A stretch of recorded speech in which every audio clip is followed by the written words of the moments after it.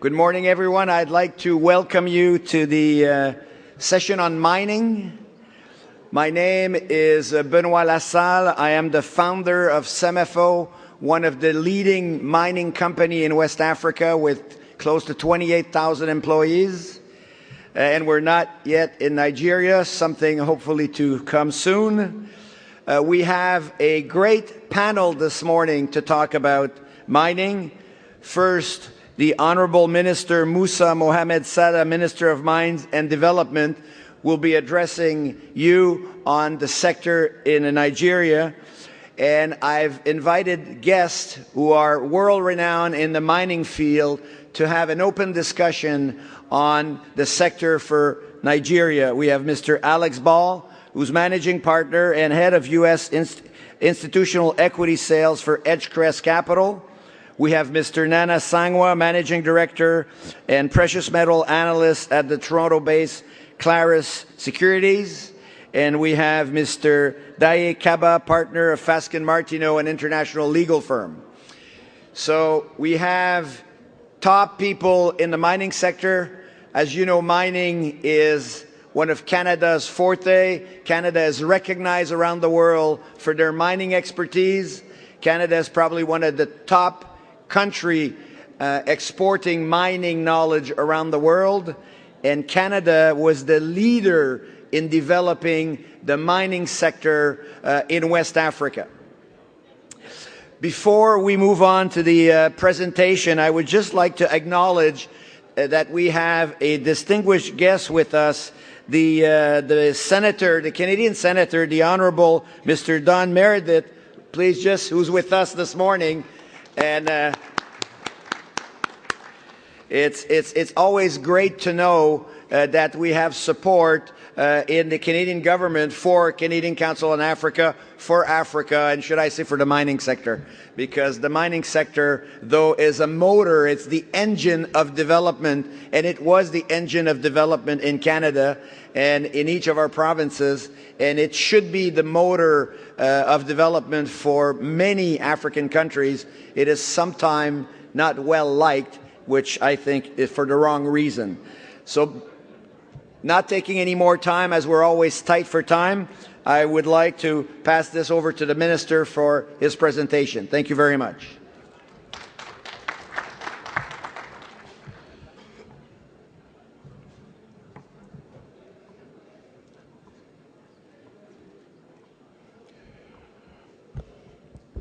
Thank you very much, Your Excellencies, Honorables, distinguished ladies and gentlemen.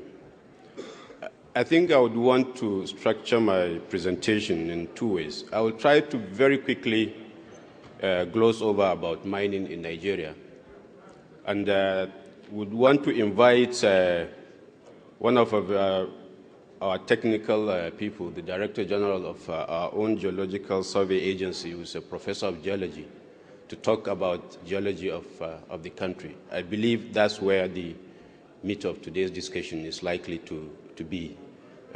And I will do mine very quick, then give him the opportunity to talk more technically to some of us. I believe that's the major area of interest for most of the people that are here. And that's why I made an effort to bring an expert who will talk about it. And in addition to that, we have a stand back there with quite some information that can be assessed. And while this is going on, I think if there are questions that relates to even the exhibition there, we'll be able to take it over. Well, like I said, I'm glossing over. Our recent activities in the mineral sector in Nigeria has been very dynamic. One of the most important things that the present government did is to take the decision that mining is going to be one of the very important sectors of the country's economy. We used to have a very good mining culture prior to the extensive activities in the oil and gas, but that activity became the nemesis of what was very vibrant mining activities in the country. As the decision was taken to reform the sector and try to use it as one of the key areas to diversify the country's economy, a lot of reform measures were taken. And coincidentally, most of the studies, consultancies, and investigations that were carried out was done, I think about 80% of the expertise used was Canadian.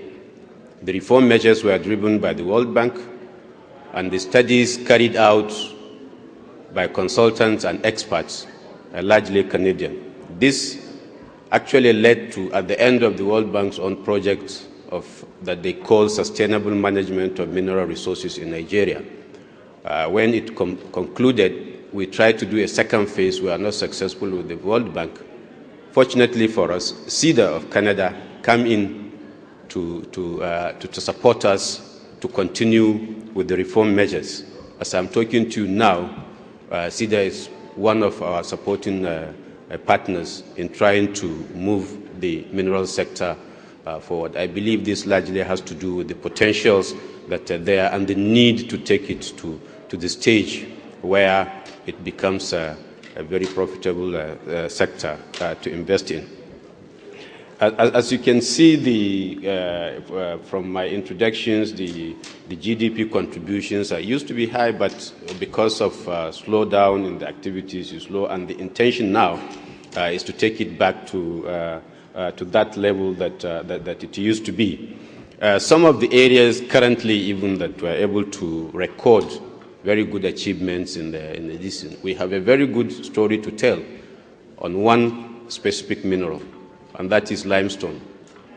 The activities we did extensively in limestone because we're at a time when there are a lot of infrastructural development in the country, and cement being a very important input in that aspect. We did a lot of work to see that we produce cement locally. And as I'm talking to you now, we are exporting cement. And we believe this can be repeated with many other minerals in the country. Bitumen is one of them. Currently, we are having very serious discussions with some Canadian companies because we believe this is where the best technology is for the exploitation of bitumen. And we've gone quite far with them in seeing that. And we believe the success story of limestone can be replicated with bitumen. It can be replicated with iron ore. It can be replicated with copper and many other minerals that I'm sure the geologist will talk to you about when he comes to do his more technical presentation than this. The investment climate in the mineral sector in Nigeria has largely been discussed yesterday by the Minister of Trade and Investment. Though we have sector-specific incentives just to help the mining sector. For instance, if you're doing any mining project in Nigeria, you bring in your equipment duty, zero duty. There are tax holidays. There are various other environmental and community development considerations that you can enjoy. These are sector-specific, apart from the ones that were clearly outlined in some of yesterday's presentation by the Vice President, the Minister of National Planning, and the Minister of Trade and Investment. They outline, but there are still sector-specific incentives to encourage investment in the mineral sector. Very good reform measures were also put in place. One of this is mineral title administration in the country has been reformed. Like I said, most of the reform measures, including the Mineral Mining Act, the law that was established in 2007, I think the initial core study team of lawyers that started it are Canadians. The whole idea here is to borrow from the best. It's a global issue, and you need to work with the global best practices around. And this is how we, from the law to the regulations that we operate, are largely driven by some of these experts. So you find reading through some of our laws, regulations, is a very familiar terrain to Canadian investors. continuing some of the areas really that considering the size of the country and the reforms that you're taking, one other advantage you can take of is local skills. Because one of the things the World Bank did is to establish a mining institute whereby it is a skill-driven training that is given by experts from all over the world. We arrange for them to, so just trying to build in readiness for projects that are coming in so that local skills can be readily available for this. And local knowledge, like we all know in mining, is a very important thing to have. And of course, one of the strongest incentives you can have is the government's own decision to diversify the country's economy through the mining sector. So everything that is being put in place is with that. In fact, some of the transformation agenda policies of government relate directly to using the mining sector to diversify the economy, to generate jobs, elimination of rural poverty. And these are all details in the government's own program. And for it to be able to get there, one can clearly see the support that any decision to invest in that sector is likely to have, because government is as interested in your success as you are likely are. Some of the still continuing with the incentives, we try as much as possible to partner with investors that come into the sector, so that the bureaucracies of doing business, getting approvals, obtaining licenses, and so on, we become part of you when you are coming to do business with us. What we did is to set up a unit in our ministry whereby any investor in mining that comes into it will deal with that unit for even issues that goes outside the ministry, so that the bureaucratic bottlenecks of trying to obtain approval, licenses, and issues can be done through the use of that unit, which is a government instrument done to facilitate whatever issues you need to clear before you establish your own projects. Already the activities of the reform are beginning to yield results. We have quite a few companies coming, largely Australians.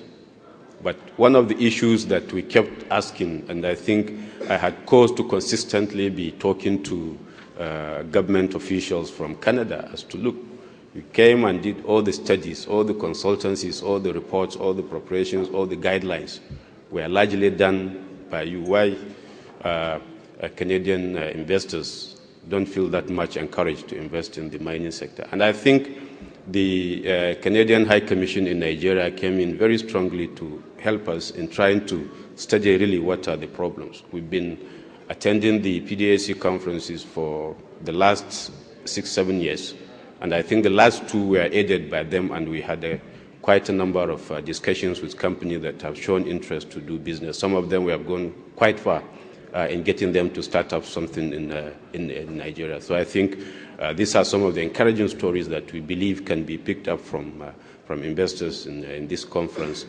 to come along, discuss with us, and the areas that they will be interested in. I'm sure by the time the geology presentation is being done, some of these areas can be more exposed. These are all examples of companies that are already on the ground doing business in the country, and some of the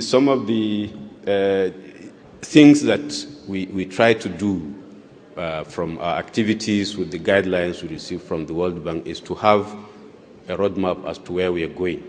So if you're coming in, it's not a haphazard thing. We already have an outline of it, and all this information is available, including in our stand here, comprehensive documents of our roadmap. What is government thinking? Where do we want to go? What are the things that we want to do? What are the things that we want to achieve? All these are documented so that investors can get a clear guideline as to really what are the areas that we. So we have a vision as to where we want to go. So there is no tampering with actually the guidelines and this. A lot of issues to do with transparency. And by the way, Nigeria is one of the EAIT compliant countries. These activities in the resource center is very much open, and we try as much as possible to comply with the requirement of that very important transparency body of the world. Areas of opportunities. I think these are areas that I believe the professor will deal with in a lot more detail than I can. So just to buy time, these are some of the study areas that the location sounds new, but we know mining projects have this culture of calling, naming projects after the locations they are. So already have guidelines about naming new projects and so on. And a lot of work has done in these locations on these minerals. I believe is also one area that the professor will go into. There are other areas of investment too that we believe Canadian investment companies will be very interested in. These are the services, this industry of these laboratories. Currently, most samples, which is bringing a lot of slow down in the activities of the sector. Most mineral samples have to be transported outside the country for analysis, and the results before it goes and comes takes time. Equipment hire, of course, quite a number of mineral leases are out there. But sometimes the issue of having to own equipment, owning it or hiring it or leasing it is becoming an issue. So we believe equipment, mining equipment hire is one of the areas that can be considered for investment. Also, contract mining issues. In fact, there is, I think, 1 or 2 Canadian companies that were in deep discussion on this. We've already given them the profile of ownership of the mineral titles that are in investors' hands, and we try to do a census of the issues that need to be addressed. And we found that this type of service is likely to offer a lot of solutions to some of the problems that are being raised. Of course, areas of exploration and mine design, and this in general consultancy in actually doing the mine work. This type of knowledge is currently in a bit of short supply, and this is an area that experts can do a lot for the sector if they come in. I think this glosses over the issue generally, since it's going to be a panel. We discuss a lot more things. I would want to invite the professor, who will talk a lot more on the geology of this. And I think this is where the interest is going to come up, and then we can discuss issues there. Professor Maloma.